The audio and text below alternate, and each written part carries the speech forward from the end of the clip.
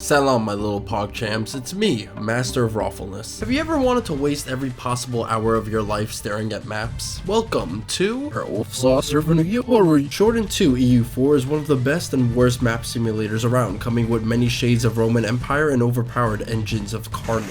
One of those very countries is Andalusia, a nation so halal and so, well, you may be asking, what's so great about Andalusia? The nation is the very manifestation of the unstoppable tide of Islam, with ideas that are not perfectly balanced, one of the most lucrative trade nodes in the game, mystic Sufi orders, and missions that span from Western Europe to Iran. Any nation can form Andalusia, it just requires the right religion, culture, and own territories. The classic way is with one of the Andalusian or Maghribi nations. With the exception of two, all the nations in the Maghrib have Berber ideas, which allows them to wipe their ass with infidel gold. Tunis and Morocco also share this ability, but have access to unique ideas and missions taking them throughout the Mediterranean, Africa, and beyond. Rest are on a sliding scale of hard to a standard day in contemporary Libya. Mazab is the very embodiment of ultra nightmare difficulty. Sole Andalusian nation is Granada, who are tiny and have to collect ducats the normal boring way. What they make up for is a unique mission tree, which directly leads to the Reconquista of Andalusia. It's a hard start with Iberians breathing down your border, but completely winnable with the aid of your Muslim brothers. There's also a much easier way to form Andalusia, but it's disgusting. In this video, I'll start as Morocco and show how you can rewrite history books. Want to listen to some tunes? Sand. I hate sand. It's coarse, it's rough. I fucking love Star Wars! Morocco and the rest of the Maghrib are slowly being consumed by it. The geopolitical situation complicated by unwashed heathens lusting over our lands and vassals with their own agendas. Many moons have passed of me playing as the Sultan Abdelhak II, usually dying to the Iberians, but I made a 3-step plan that worked for the country's survival. Step 1. Collect donations from generous Christians around the Mediterranean. Step 2. Ally your fellow Habibis. And step 3, attack the infidels at the opportune moment. This came to Abdelhak in a rare display of genius from the Europa Universalis AI. Castile, the thickest Iberian, was out for blood and tried to destroy the Moroccans 1 year into the game, coming to the aid of one of Morocco's rebellious vassals. The Castilians' greatest strength, however, was their Iberian neighbors Portugal and Aragon. Alone, they were outnumbered. Morocco and friends' battle strategy was simple. Fighting was counterproductive. Instead, pillage and raid the countryside. A typical night for a 15th century teen. When most of Castile occupied, the alliance won the war, taking Spanish clay, ducats, and more importantly, severing their ties to Portugal. Now, the first war is always the most important, and this opportunity is probably the best case scenario with Castile. The removal of alliances and a foothold in Europe makes it easy to later penetrate into Portugal and Aragon. But this is an oddly specific way to start a campaign, and normally you are correct. Now, my vassal was pretty sus of me.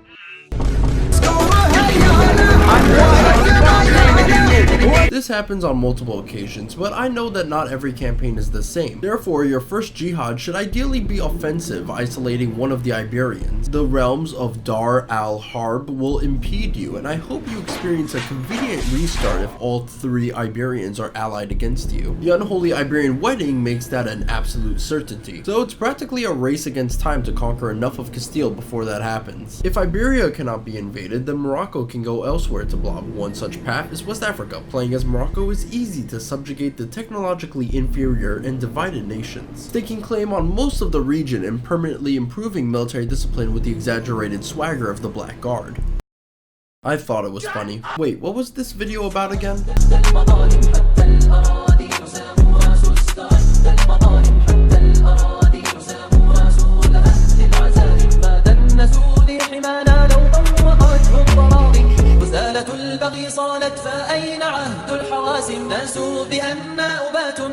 As you can see, you're going to be fighting coalitions a lot, and turns out nobody likes you after centuries of raiding their coastlines. But I'll be honest, I'll sacrifice any alliance for some boy pussy. Coalition fighting seems daunting, especially with an often outnumbered situation and distant allies. But Iberia is blessed with some great geographic defenses. There's only one way to get in through the Pyrenees Mountains, and once you cut off the entrances, Andalusia cannot be invaded without blowing through the forts. forts. The AI is baited into these mountain forts, making them an easy target. Second entrance through the Straits of Gibraltar is blockaded by the Navy. Because I ignored my aggressive expansion, coalition members came from all over Europe. When defeated, Siegfried, Giorno, and Augustus would have to retreat all the way back to their homelands. Armies act more like a force of nature than anything else, with them swarming into Iberia in an uncontrolled and uncoordinated bloodlust. Therefore, the objective should be to avoid the huge scary armies that can attract all the invaders into one conflict and instead stack wiping smaller regiments trickling in. Aggressive expansion is at the end of the day just a number. I even tried to self-sabotage my campaign out of curiosity, but with the right blend of trade, production, and more trade, nothing short of a coalition involving most of the great powers could stop me. But that happens on a half a decade basis. Pretty soon you'll be on the offensive, waging a glorious jihad across the European subcontinent. Once you get some pretty based borders and piss off most of southern France, you can finish your struggle. But is your campaign truly finished if you haven't unified the Islamic world? The Caliphate can be formed by anyone in the Muslim group, requiring that would-be Ghazi to establish Sharia law over key provinces. So at this point I skipped aesthetics and went for the objective, which resulted in some horrifying displays of border gore. When you form a caliphate, it changes your government to a feudal theocracy, gaining the ability to issue a fatwa on all heathen provinces around Dar al-Islam. And that's Andalusia, great fun with a surprising amount of content if you go from Morocco to Andalusia. For only the equivalent of 10 United States dollars, the Islamic Golden Age will never end, and your EU4 games will not only be easier, but more halal. With everything so constructed, how did my campaign end? It's a story of triumph, stagnation, and sadness. Golden Age of Andalusia had ended, and the Caliphate established an economic hegemony over the planet. During this period, storm clouds had gathered over the world, and a pan-Asiatic European coalition backstabbed the Caliphate. We had the gold, the manpower, got the playbook, but in the end I still gave up. I couldn't be bothered fighting another coalition, debuff be damned. But this pales in comparison to what ruined my game. A long period of regency. Let's just say we had a lot of stair accidents in the harem. When my heir came of age, we didn't have a lot of time left, and I quickly expanded into pesky infidels and paid a visit to my old Turkish allies. We were just about to destroy their pitiful attempt to retake Constantinople when the game ended. EU4 is like being alive. You have your lows and your highs, but in the end, one day it will all come to an abrupt stop.